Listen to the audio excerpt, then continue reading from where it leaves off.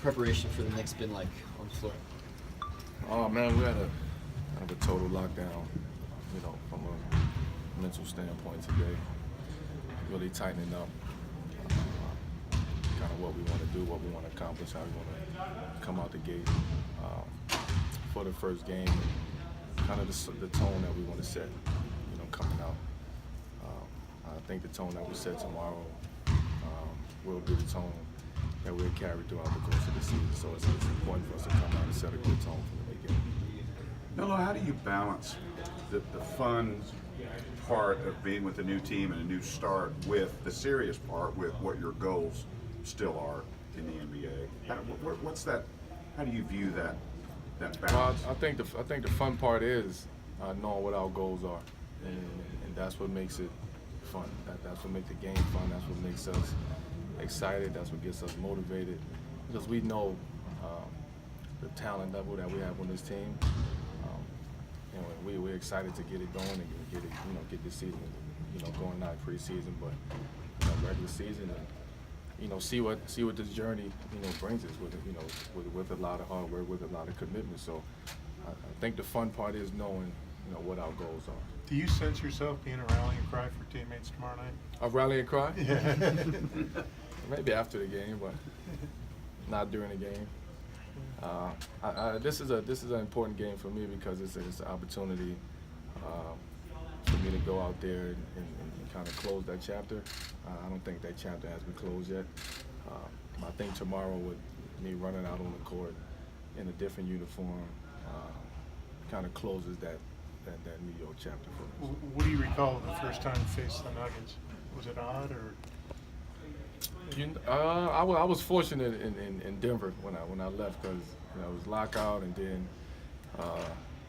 I didn't have to go there until about a year and a half after that. So everything kind of died down a little bit in Denver, so I had some time to, for things to kind of blow over. As accomplished as you are, do you look at this season that you need to prove something to people, that you're going to show them, because you took a lot of hits in New York for different things? Yeah, no, I don't. I'm not out to prove anything. I'm out to win. At this point, it's about winning. I think the people that write about me, say things about me, they know what I can do. They know what I'm capable of. They know my game. So now it's about winning, and putting my talent into a winning situation. So I'm not out to prove anything. I like to win. I like to have fun, but I'm not out to prove it. Carmelo, you mentioned like tomorrow could almost be the closing of a chapter. Is it weird that chapter is coming to a close? It's weird. It's weird because it's everything happens so fast. The trade, me coming here. Even right now, it's 3 weeks in. First regular season game with another team. So that chapter haven't been officially closed. If that makes any sense. I think tomorrow really closes that chapter and really allow myself and really allow the Knicks organization to just move on and kind of close the chapters for both parties. And what was your reaction when you saw the Thunder schedule, whenever it was, and you're like, oh man, first game's against the Knicks? No, it was, oh man, first game was against the Thunder, because I was when the schedule came out, I was still with the Knicks.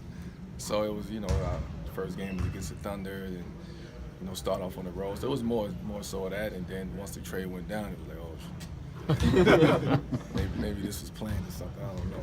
Hey Mel, we talked last week about, you were talking about how much you fell in love with scoring and having a knack for it when you were a kid. Do you remember like the earliest? What's your earliest memory of that? Of how you came to be a scorer?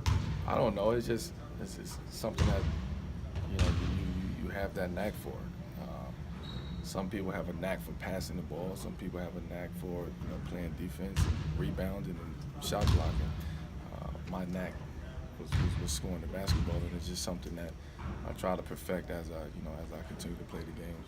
Did you watch guys? Were there guys you watched growing up or tried to emulate, or did you just kind of go out there and do it? It was people in the streets that I looked up to, that I watched. I didn't really start getting into like watching NBA games until later, when I got a little bit older. It was more college. I was watching more college than anything. But once I started to like understand the game of basketball, it was guys that I would watch. I would try to emulate. I would take parts of the game and try to work on it for my own game.